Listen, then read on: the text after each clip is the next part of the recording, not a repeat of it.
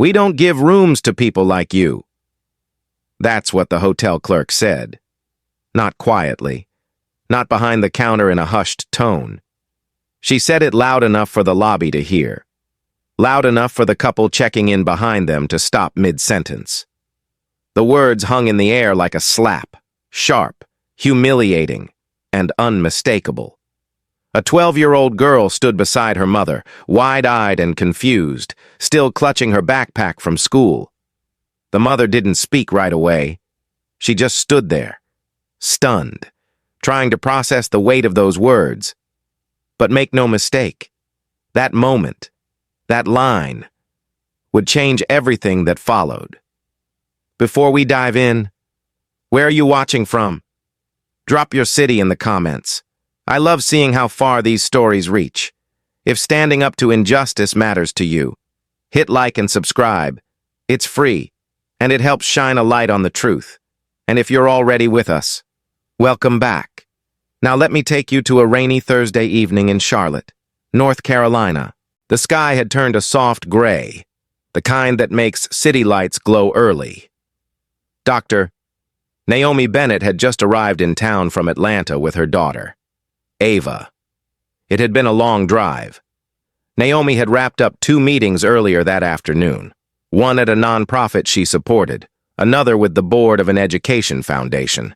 She hadn't planned to stay overnight, but the rain was heavy and Ava had dozed off in the back seat. So, instead of heading straight home, she booked a last-minute suite at the Grand Winford Hotel, one of the top-rated luxury hotels in the area. She had stayed there before. Quiet, clean, professional, or so she thought. Naomi walked in dressed professionally as always.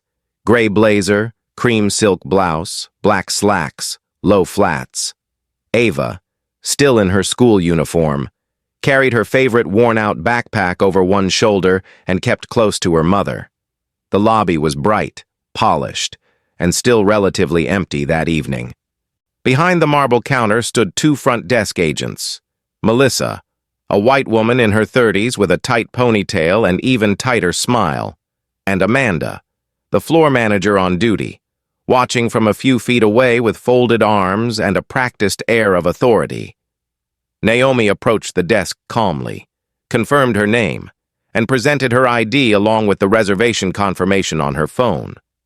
Melissa barely glanced at it. Her eyes moved up and down slowly, not at the ID, at Naomi, at her clothes, her hair, her skin. Then she tapped a few keys on her computer, waited for the screen to load, and without making eye contact, muttered, Doesn't look like we have anything for you tonight." Naomi kept her tone warm and professional. "I made the reservation just an hour ago. I have the confirmation right here." She turned her phone around. Melissa didn't even lean in. She just blinked and said, flatly, "Yeah, well, the system doesn't always update in real time. Sometimes it glitches, but anyway, we're fully booked." Ava looked up, confused. "But we already paid." "Right. Mom?" Naomi gave her a gentle nod. "Yes. Sweetie, everything's fine." She turned back to the desk. "Are you sure? Could you try refreshing the page? Maybe check under my last name. Bennett?" That's when Amanda stepped forward, heels clicking softly on the marble. "Ma'am, I'm sorry, but we don't have any availability tonight. You might try one of the smaller hotels near the highway." Naomi remained composed, but Ava tugged gently at her sleeve. "Why is she saying that? Why can't we stay here?" Naomi knelt beside her daughter, lowering her voice. "Sometimes, people don't see us the way they should, but that doesn't mean we don't belong here." She stood up again and asked, "One last time. Can you check again? Please?" That's when it happened. Melissa folded her arms, rolled her eyes slightly, and said it. Cold, blunt, deliberate. "We don't give rooms to people like you." Naomi froze. Ava's mouth opened slightly. but no sound came out. The people behind them in line stopped talking. One man shifted uncomfortably. The other couple looked away, pretending not to hear. For a few seconds, the entire lobby felt like it had stopped breathing. Naomi looked down at her daughter, her little girl, now wide-eyed and confused, in a world that had just become a little colder, a little harder. And in that instant, something inside Naomi changed, not because of the insult, but because Ava had heard it, because that moment, the way it unfolded, so casual and cruel, might stay with her daughter for years, maybe forever. Naomi didn't yell, she didn't argue, she simply said, "We're not going anywhere," and sat down with Ava on the nearby velvet bench. Ava leaned into her mother's side and whispered, "Why do they hate us?" Naomi wrapped an arm around her, brushed a hand gently through her curls, and said, "They don't hate us. They just don't understand us. But they will," and just like that. The next chapter began, one that no one in that hotel saw coming. Naomi sat quietly with her daughter on the velvet bench, her arm gently wrapped around Ava's shoulder as the girl leaned into her, eyes still glassy. The lobby hadn't grown quieter. It just felt that way. People were still moving, staff still walking by, guests still chatting at the far end near the bar. But for Naomi and Ava, the world had narrowed into a tight, uncomfortable silence. Every breath felt heavier, every second stretched longer. Naomi kept her head high, refusing to flinch, but inside, her chest burned, not with anger, not yet, with something deeper, a kind of quiet ache only a mother knows. Watching her child try to make sense of cruelty, that's when Thomas Riley arrived. Tall, white, mid-40s, suit perfectly pressed, hair slicked with just enough gray to project experience. He walked with purpose, clipboard in hand, flanked by Amanda from earlier, who now wore the smug expression of someone bringing in the big guns. "Ma'am," Thomas began in a rehearsed, diplomatic tone, "I understand there's been some confusion at the front desk. I'm the property manager here. I've reviewed our system personally, and unfortunately, there is no active reservation under your name. It could be a third-party glitch, or possibly a same-day system error. Happens now and then, especially with mobile bookings."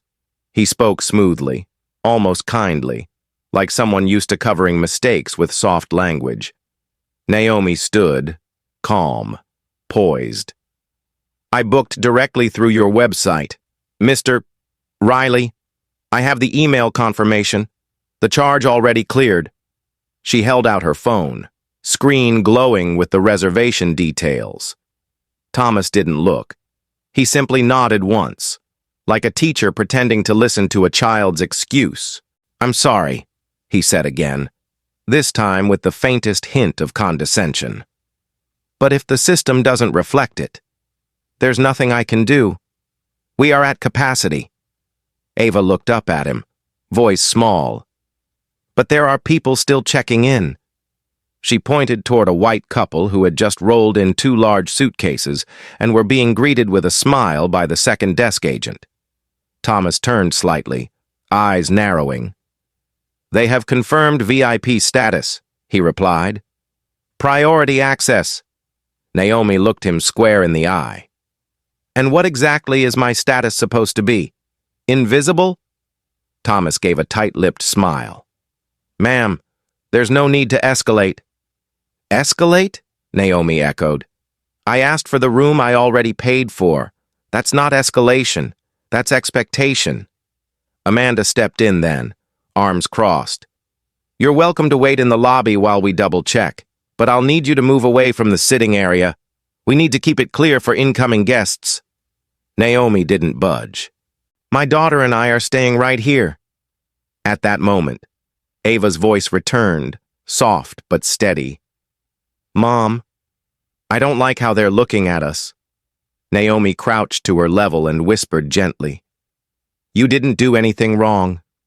Baby, sometimes people treat others badly because of what they see, or what they think they see. But that's about them, not you. Ava nodded, her lip trembling but her chin lifting just enough to meet her mother's strength. Across the lobby, Grace Lynn, a front desk agent who had been silently watching from the back, glanced nervously toward the scene. She recognized Naomi. She'd checked her in before. A respected guest. Always polite. Always professional. Grace's fingers hovered over her keyboard, her instincts warring with her fear of speaking up. Behind her, Melissa kept glancing their way, arms folded like she was waiting for a storm she had no intention of stopping. Naomi returned to her seat, pulled out her phone, and began scrolling through her contacts. She tapped a name, waited. No one nearby knew who she was calling, but her expression made it clear. She wasn't asking for help. She was activating something. A moment later, Derek Marshall, the hotel's head of security, arrived on cue, tall, broad-shouldered, black, and quiet by nature. Derek had worked there for years. He recognized Naomi almost instantly, but hesitated as Ethan Cole, the white head of guest operations, whispered something in his ear. Whatever was said made Derek stiffen slightly. He approached Naomi cautiously. "Ma'am, I've been asked to ensure that guest areas remain clear. If you're not actively checking in." Naomi cut him off. "Is that what this is now? Loitering? After being denied a room I already reserved?" Ethan stepped forward. "It's a matter of procedure. Ma'am, if your reservation can't be located in the system, we're not authorized to let guests remain in extended lobby areas without clearance, for security reasons." Naomi stood slowly. "I'm not moving. And if this is your definition of security, you're watching the wrong people." Ava stood beside her now, a little closer, a little stronger. A few guests had started to pay closer attention. One woman lowered her phone mid-scroll. A man in a tailored coat stopped walking. Naomi took a step toward Ethan. "You know what the most dangerous person in this room is? Someone who thinks they can humiliate a mother and her child in front of strangers and face no consequence for it." Ethan didn't respond, but his eyes shifted. Behind the counter, Grace's hands trembled slightly. Luis, the bellhop, stood just a little straighter. Even Rachel, the housekeeping supervisor passing through, paused near the elevator and frowned toward the scene. It was becoming harder to pretend nothing was happening. Amanda crossed her arms tighter. Thomas checked his watch, feigning busyness. And Ava, who just an hour ago had fallen asleep in the back seat of her mom's car, now looked at these adults, this polished building, and the rules that somehow didn't seem to apply to people who looked like her. "Mom," she whispered, "is it always gonna be like this?" Naomi knelt beside her again, took both her hands. "Not if I have anything to say about it." Ava looked into her mother's eyes, then over at the cold faces behind the desk. Something shifted in her expression. A quiet understanding, a seed of resolve. And Naomi saw it, just like she'd feared, but also hoped. Her daughter was learning something painful, but also powerful. Naomi stood again, looked toward the entrance. The rain outside had lightened. Inside, the pressure was just starting to build. She took one long breath, then dialed a second number. This time, she didn't wait for an answer before walking toward the front desk. She simply said, loud enough for Melissa, Thomas, and Amanda to hear, "You've got 5 minutes to fix this. After that, I won't be the one asking questions. I'll be the one giving answers." Naomi stood at the counter, phone still in hand, eyes locked on Thomas, Amanda, and Melissa, daring any of them to speak first. None of them did. For a moment, even the hum of the lobby seemed to dim. But just as she lowered the phone, A pair of heavy footsteps echoed across the marble floor. Ethan Cole returned, flanked this time by two uniformed security officers, Paul Jennings and Mike Harper, both in their early 40s, both white, both wearing the kind of stiff expression that said they had no interest in understanding context. Ethan gave a nod in Naomi's direction. "There's a guest disturbance. We need to clear the lobby space." Paul stepped forward. "Ma'am, I'm going to have to ask you and your daughter to vacate the premises." Naomi raised an eyebrow. "We're not trespassing. I paid for a room here. I showed you my confirmation twice. And this is a public lobby, not a crime scene." "We've already explained," Ethan interrupted. "There's no reservation showing in the system." Naomi didn't move. She just shifted her weight, subtly placing herself more squarely in front of Ava. "So that justifies calling in backup?" she asked. "Because a mother and daughter didn't disappear when you asked politely?" Paul glanced over at Mike, then back at Naomi. "Ma'am, if you don't leave voluntarily, we'll have to escort you out." "Go ahead," Naomi replied, cool and calm. "Escort me. Let the entire lobby watch you drag out a child and her mother over a hotel booking error." That sentence made a few people look up. At the far side of the lobby, Claire Emerson, a long-time hotel client in her 60s with pearl earrings and a designer coat, had just set down her martini glass. She'd been half watching the scene for 10 minutes, thinking it was a common delay. But that sentence hit her differently. Drag out a child? She leaned forward, eyes narrowing. Meanwhile, Ava stood stiff at her mother's side, her small hands clenched at her sides.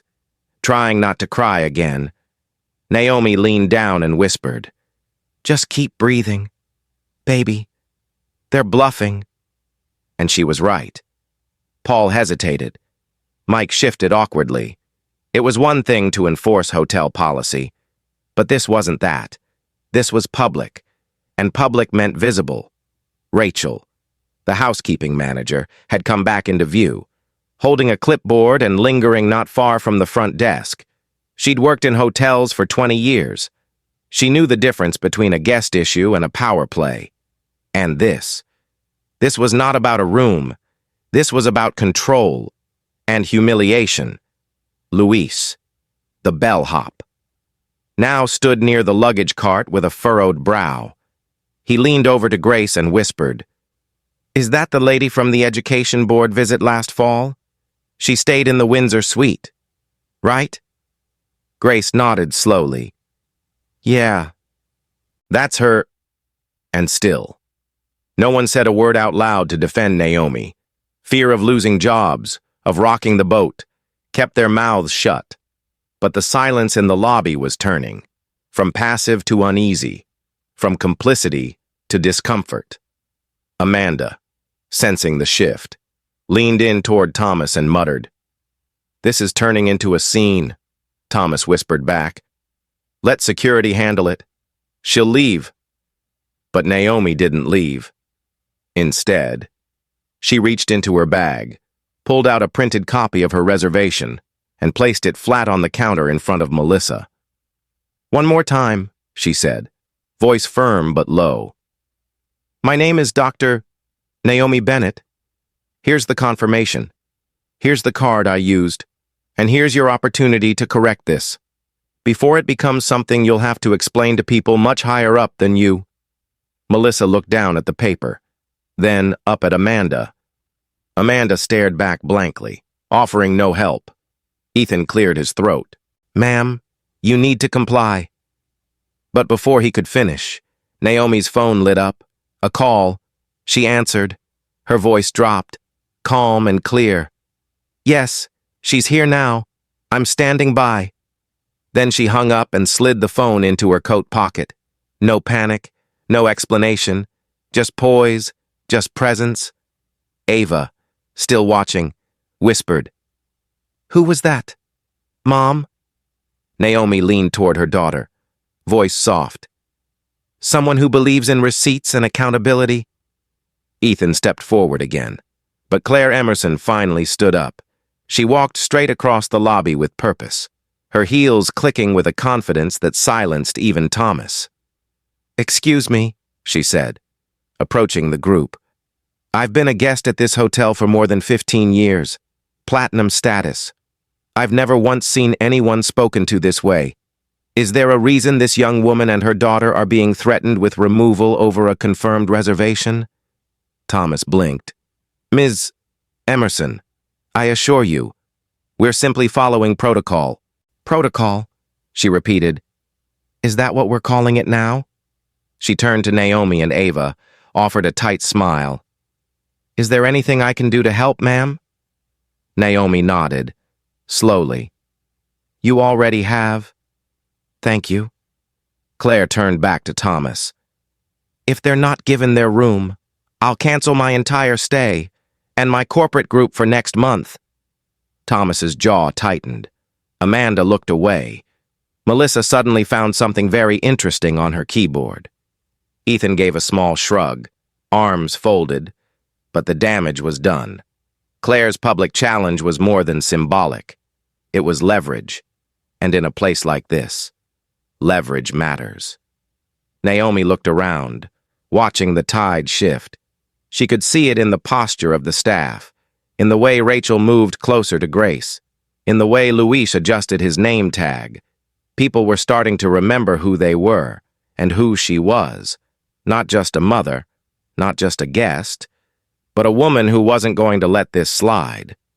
She placed her hand gently on Ava's back. "Go sit back down. Honey, we won't be long." Ava nodded and walked slowly back to the velvet bench. Derek, security, had been quiet the entire time. Now, finally, he stepped forward. "Dr. Bennett," he said carefully, "I remember you from last year. You spoke at the youth summit in the ballroom, right?" Naomi nodded. "That's right." Derek turned to Thomas. "She's a registered guest. I can pull the footage from the security kiosk showing her walk in with her ID and confirmation in hand." Thomas stiffened. "That won't be necessary." "No," Naomi cut in, voice firm. "Actually, I think it will be—" She reached into her bag and pulled out a business card. It was simple, clean, embossed in gold. She placed it on the counter. Thomas picked it up, scanned it, then froze. Amanda leaned over to look, and her breath caught in her throat. The card read, "Naomi Bennett, Ph.D., Executive Board, Sterling Hospitality Group." Thomas paled. Ethan looked away. Amanda muttered, "You've got to be kidding me." But Naomi simply said, "You've got 5 minutes to decide if this is still your job. I won't be calling anyone else, because they're already watching." Thomas stood frozen, staring at the business card in his hand as if it might burn through his skin. The gold embossing shimmered faintly in the lobby light, and with it, any illusion of control began to slip from his face. Amanda, still hovering behind the front desk, leaned in again to look, her voice tight with disbelief. "Sterling Hospitality? She's with corporate?" Naomi didn't answer. She didn't have to. The look on her face said everything. "I gave you every chance. I let you speak your mind. And now, I'll show you who I am." Across the lobby, Ava sat quietly on the same velvet bench, her feet swinging slightly above the floor. She looked tired, emotionally drained, but she watched her mother now with something else in her eyes. Pride. Quiet. Steady pride. Claire Emerson returned to her seat, watching from a distance, one eyebrow slightly raised, arms crossed like a mother hen waiting for someone to make another mistake. Naomi turned back to Thomas and said simply, "I'll be waiting in the seating area. Do let me know when our suite is ready." She walked calmly to her daughter, sat down beside her, and placed a hand gently on Ava's back. "You okay?" she asked softly. Ava nodded, but her voice trembled. "Why did they act like that? We didn't do anything." Naomi pulled her close and said, "No, baby, We didn't. But sometimes people judge you before they ever learn your name. What matters is what you do next. Ava looked up at her mother with wide, unsure eyes. Did they really not know who you were? Naomi smiled faintly. No, and it's not about who I am. It's about who they thought I wasn't. The weight of that line settled between them, a deep lesson, planted quietly, and Ava understood. Maybe not everything, but enough. Meanwhile, behind the desk, Thomas had gone pale. Amanda paced beside him, whispering furiously. She's not bluffing. Sterling's a parent company. If she's on the board, we're toast. Ethan joined them, voice low and tense. Should we call corporate? Try to control the message? Melissa, now visibly anxious, looked to Amanda. What do we do? Thomas wiped his brow with a folded handkerchief, eyes still locked on Naomi across the lobby. We bought ourselves time, but not much. Just then, Naomi's phone buzzed, a brief vibration on the bench between her and Ava. Naomi glanced down, read the name on the screen, and answered with calm precision. Yes, she said into the phone. She's still here. I've made my presence known. The next step is yours. She paused, listened, then replied. I'll remain seated. She ended the call without another word and slipped the phone back into her coat pocket. Ava leaned close and whispered, Was that Grandma? Naomi shook her head gently. No, sweetheart. That was someone at the top of the ladder. The person who owns the building that holds the ladder. Ava smiled faintly, not quite understanding, but feeling safe again. Naomi reached into her bag, pulled out a granola bar, and handed it to her. Here. I know you haven't eaten. Ava unwrapped it quietly, nibbling on one corner. While Naomi glanced toward the elevators, Grace Lynn, the front desk agent, was still at her post, clearly rattled. Her eyes darted toward Naomi, then away again, as if ashamed to make eye contact. A few minutes later, the lobby doors opened, and in walked a sharply dressed black woman in her early 50s, Sarah Washington, the regional VP of Sterling Hospitality Group. Her presence was immediate, poised, polished, no wasted movements. She approached the front desk without hesitation. Who is the manager on duty? She asked coolly. Thomas stepped forward, nearly stumbling over his own feet. I am Thomas Riley. Good, Sarah replied. You can explain to me, in detail, why a board member of our company was nearly removed from this property by security, after having her confirmed reservation denied in public. Her tone didn't rise. It didn't need to. It carried the weight of something sharper than anger. Accountability. Amanda tried to speak, but Sarah raised a hand without looking at her. Not you. I asked him. Across the room, Naomi stayed seated. Ava rested her head on her mother's shoulder now, the granola bar only half eaten in her lap. What's happening now? She whispered. They're realizing who made the real mistake. Naomi said gently, Luis, the bellhop, moved quietly behind the desk to avoid being seen. Grace looked down at her keyboard, pretending to work. Rachel, now lingering closer than before, whispered something to Derek, the security officer, who nodded solemnly. Back at the front desk, Thomas fumbled through an apology. It appears there was a technical oversight. We weren't able to locate Dr. Bennett's reservation in the system, and in our effort to maintain order in the lobby, we may have. You humiliated a child, Sarah cut in public, because you didn't recognize her mother, because you assumed she didn't belong here.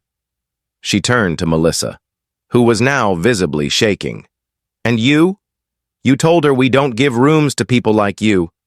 Is that correct? Melissa opened her mouth, then shut it. Amanda stepped in again, desperate. It was a misunderstanding. No, it was a pattern, Sarah said. One that ends tonight. She turned and made her way across the lobby toward Naomi. Her heels tapped cleanly across the floor, a sound that made the entire front desk flinch with every step. Dr. Bennett, she said, stopping a few feet away. On behalf of Sterling, I'd like to extend my sincerest apology. Your suite is ready, and so is my report to the board. Naomi stood slowly, nodding once. Thank you for coming in person. There are moments you don't delegate, Sarah replied. This was one of them. Ava looked up at her mother. Can we go now? Naomi smiled softly. Yes, baby. We can... She turned to Sarah. Just one thing before we head up. Sarah nodded. Of course. Naomi looked past her toward the front desk, toward Thomas, Amanda, Ethan, and Melissa. I want them gone. Not tomorrow, not next week. Tonight. Sarah didn't flinch. Already in motion. Naomi reached for Ava's hand, and together they walked toward the elevators, side by side, and for the first time that evening, they walked with no one standing in their way, as the elevator doors closed behind Naomi and Ava. A hush settled over the Grand Winford lobby like dust after a storm. But upstairs, in the Windsor suite on the 15th floor, mother and daughter entered quietly. The room was pristine, fresh flowers on the table, welcome chocolates untouched on a polished tray, and a sweeping view of the city skyline glowing under the dusk. Ava walked slowly to the floor-to-ceiling window and stood there for a while, just staring out.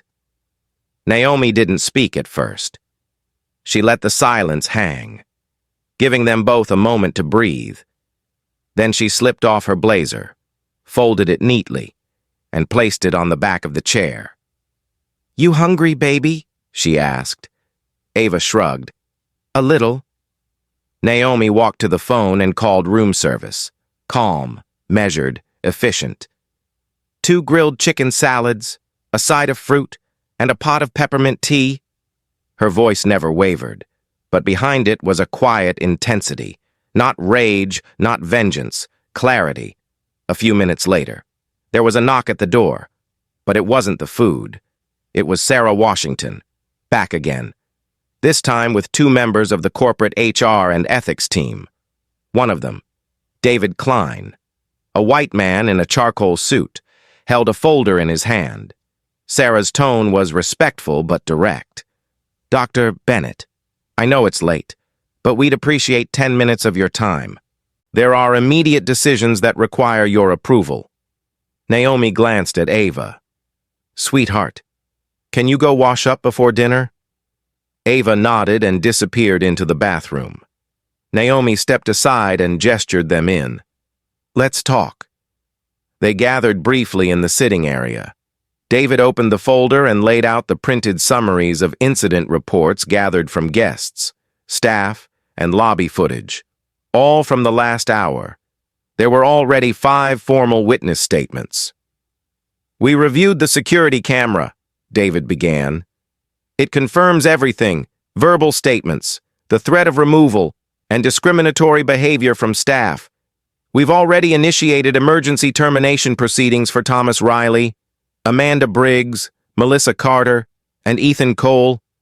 Their access was revoked 10 minutes ago. Security is overseeing their exit. Naomi didn't blink. She simply asked. Were the employees who remained silent also questioned? David nodded. Yes. Some are being flagged for retraining, but we're holding off on judgment pending your recommendation. Several, including Grace Lynn and Rachel Turner, expressed discomfort but didn't intervene. Others, like Luis and Derek, are in the gray area, observant but passive. Naomi folded her hands. Keep them, but they need immediate bias and conflict training. And I want a report showing how often these incidents have occurred at this location in the past 2 years. Quiet discrimination tends to leave a pattern. You just have to know where to look. Sarah nodded. We'll get it to you within 48 hours. Naomi paused, then added, and Maya Brooks, the intern who called someone from corporate. Promote her out of internship status. She acted when no one else did. Consider it done, Sarah replied. There was a knock at the door again. This time, room service. Ava emerged just as the meals were placed neatly on the table. Naomi thanked the server, tipped in cash, then turned back to the team. Anything else? David hesitated. Just this, he said, sliding a blank statement of record across the table. Your version of what happened. We'll circulate it internally to all executives and leadership training modules across Sterling's 217 properties. Naomi stared at the document, then gently pushed it back. You already have what you need. My story doesn't need embellishment, just truth. David nodded respectfully. He and Sarah stood. Sarah turned to Ava. Young lady, I hope you know that what you experienced tonight will never be ignored. Ava looked up, her voice clear. I hope it helps the next kid who walks in here. Sarah smiled gently. I think it already has. Then she turned to Naomi. We'll handle the rest from here. Thank you for your patience and for your restraint. Naomi raised an eyebrow, just slightly. That wasn't restraint. That was discipline. There's a difference with that.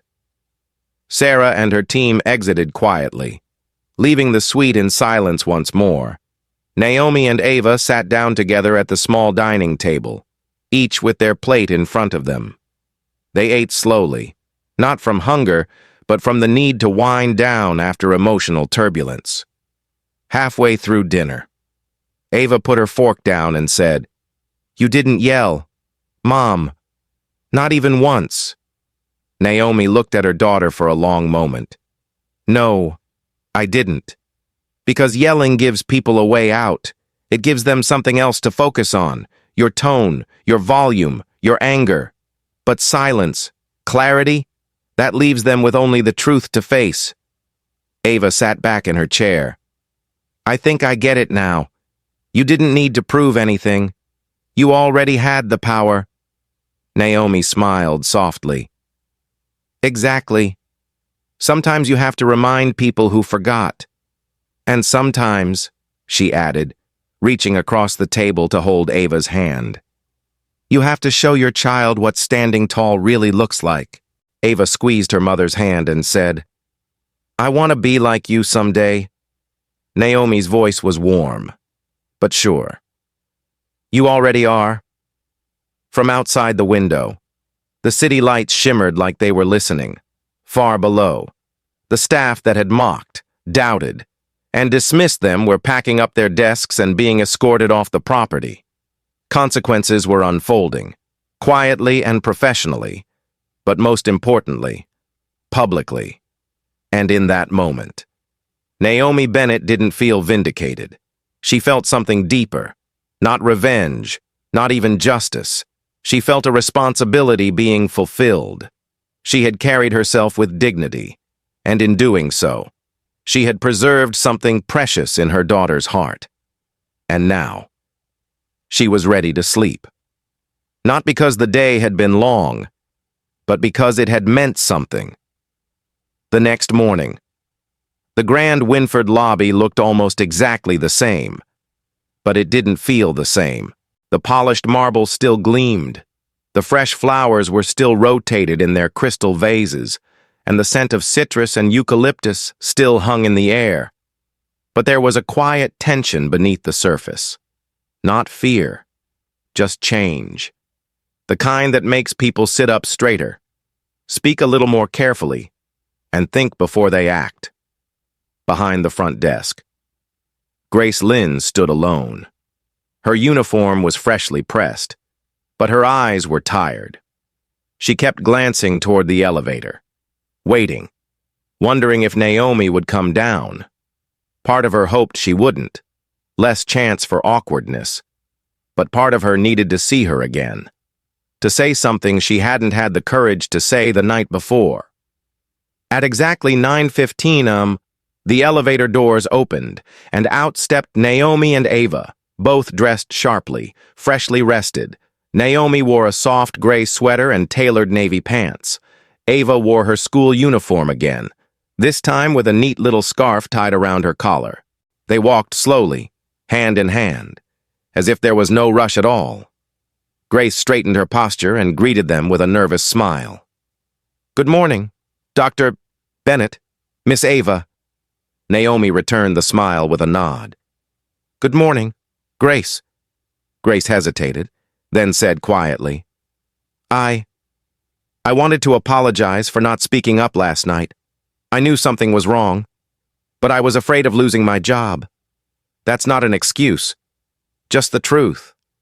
Naomi paused, her expression softening. "Fear keeps a lot of good people quiet, but the moment you let fear decide who you are, it wins twice. You don't have to answer to me. Grace, just be better next time." Grace's eyes filled, and she nodded quickly. "Thank you. I will." As Naomi turned to walk away, Ava leaned toward Grace and whispered, "Thanks for being nice to us, even a little." Grace smiled. "You're welcome, sweetheart." A few steps away, Rachel, who had just come off the service elevator, approached from the side. She held a clipboard in one hand and a small, clear plastic bag in the other. "Dr. Bennett?" she called softly. Naomi turned. "Yes?" "Your daughter left her sketchbook in the suite last night. I wanted to return it personally." She held it out gently. Ava's eyes lit up. "Oh, I thought I lost it." Naomi accepted it with a smile. "Thank you, Rachel." Rachel took a breath. "Also, I spoke up this morning, filed a full report. I've been here 16 years. I've seen things, and I've been silent too long." Naomi gave a quiet nod. "It's never too late to tell the truth." "No, ma'am," Rachel said, blinking back tears. "It's not." Just then, Luis, the bellhop from the night before, rolled a cart across the floor and stopped when he saw Naomi and Ava. "Dr. Bennett," he said with a nervous smile, "I just wanted to say, I've worked here 7 years, and last night was the first time I saw the system break in real time. I hope things change now."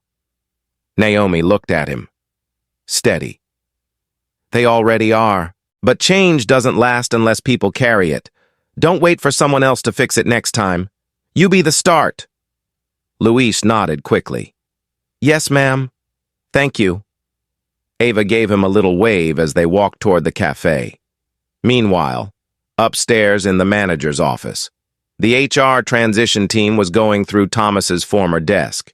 Amanda's badge had already been turned in. Melissa never came back. Ethan's file was being reviewed for formal misconduct. The company wasn't just cleaning house. They were rewriting procedure. Mandatory anti-bias training was being rolled out across all Sterling properties. Beginning with Grand Winford, Naomi had insisted on it. But beyond the reports and policies, something else had shifted. Something you couldn't file in a folder or send in an email. The energy, the awareness, the unspoken rule that people had followed before. Don't ask questions. Don't rock the boat. Just smile and move along, had cracked, and in that crack, light was pouring in. Later that morning, Maya Brooks, the young intern who had placed the first anonymous call to corporate, was asked to report to the executive office. She walked in nervously, unsure if she was being reprimanded or thanked. Instead, she was greeted by Sarah Washington herself, holding a certificate of promotion. "You're no longer an intern," Sarah told her. "Effective immediately, you're full-time with us. Your instincts were sharp, your integrity stronger, and we need more people like you." Maya blinked, stunned. "Thank you. I didn't think anyone noticed." "They noticed," Sarah said. "They just needed a reminder to care." Back downstairs, Naomi and Ava sat at a small cafe table. sipping warm tea, Naomi looked out across the lobby, watching as the staff moved with new purpose. She didn't need credit. She didn't need applause.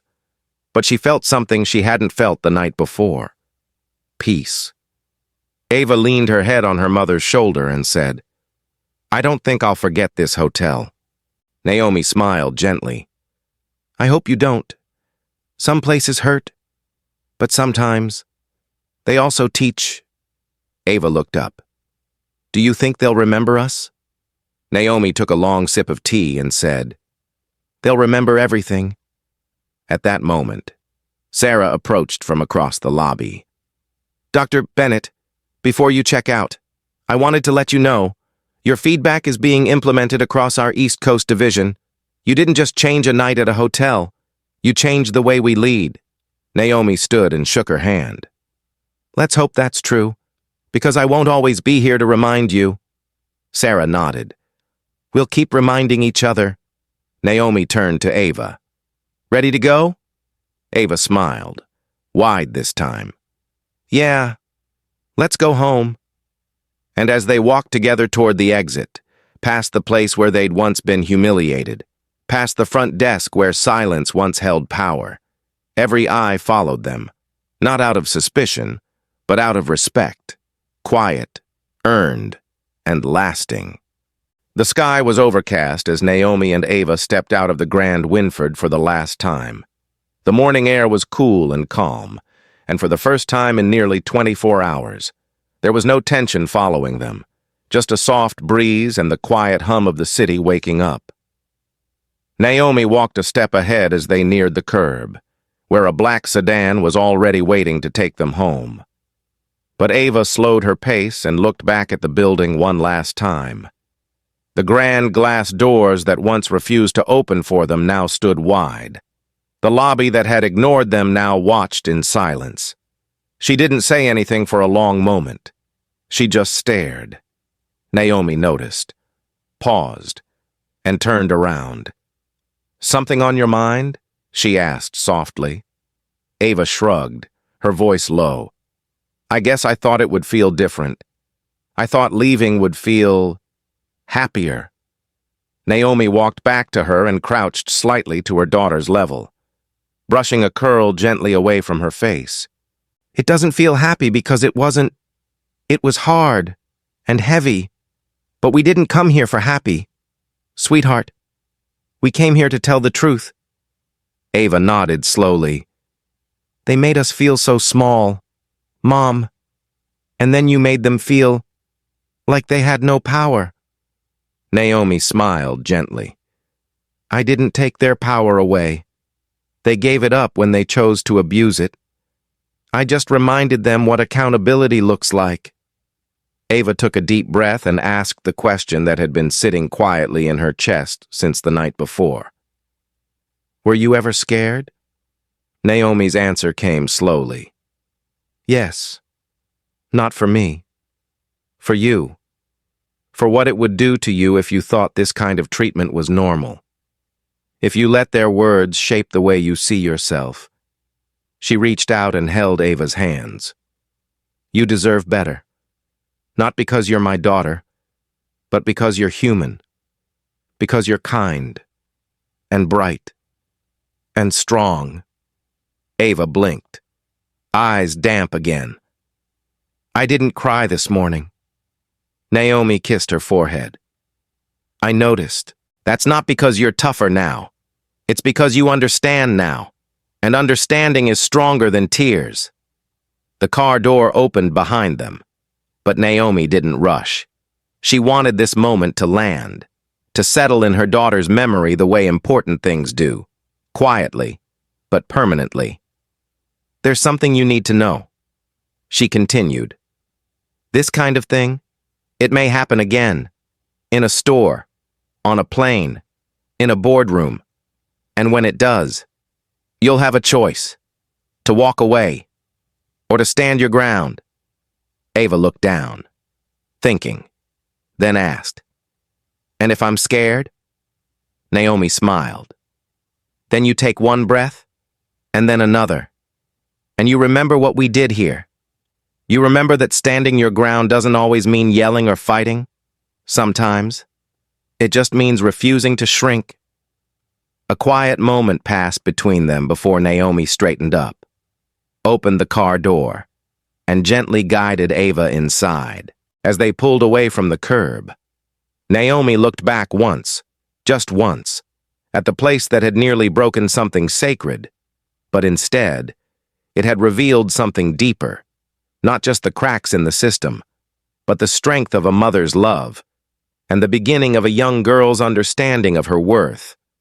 Back in the lobby, the staff watched from behind the front desk. Grace, Rachel, Luis, Maya. Each of them stood a little straighter now, not because someone told them to, but because they had seen what dignity looked like under fire, and it had changed them in the days that followed. Grand Winford rolled out mandatory anti-bias and empathy training, not just for legal reasons, but because it had become a case study, a moment that demanded more than apologies. Naomi never posted about the incident. She never called a reporter. She didn't need to. The change was happening from the inside out, quietly, steadily, at home that evening. Naomi and Ava sat together in their kitchen, a candle burning on the counter, soft jazz playing in the background. Dinner was done. The dishwasher hummed. Life was settling back into rhythm. Ava sat with her sketchbook, flipping through the pages until she landed on a drawing she'd started earlier. A wide hotel lobby, two small figures seated on a velvet bench, surrounded by tall shadows. Naomi leaned over her shoulder and smiled. "That's us?" Ava nodded. "I wanted to draw it before I forgot the feeling." Naomi traced the outline of the drawing with her finger. "What feeling?" Ava thought for a long second. "The moment I realized we weren't the ones who should feel ashamed." Naomi kissed her on the temple. "That's the one worth remembering." And somewhere in the distance, in another hotel, another city, someone else was learning that lesson too, not from a textbook, but from the ripple effect of one mother who stood her ground, and one little girl who watched her do it with grace. So if you've made it this far into the story, I want to thank you. Because this isn't just about Naomi or Ava. This is about all of us, about what we allow, what we ignore, what we speak up about, and what we teach our children to accept or to challenge. If this story moved you, if it reminded you of something you've seen, or something you felt but couldn't name, leave a comment below. Let us know where you're watching from. Share it with someone who needs to remember what strength looks like in quiet form. And above all, remember this: when the world tries to shrink you, the most radical thing you can do is take up space and stay there, just like Naomi did.